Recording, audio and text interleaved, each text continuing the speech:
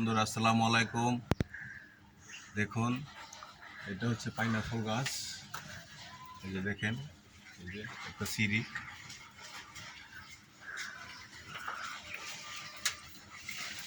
এই যে দেখুন পাইনাপল একদম ফরমালিন মুক্ত, গাছের চালে হয়েছে।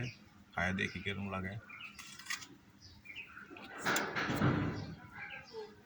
খুবই মিষ্টি পাইনাপলটা। গাছের চালের মধ্যে বসে খাইতেছি রৌদ্রের মধ্যে দুপুরবেলা, তাই আপনাদেরকে তো দেখাইতেছি।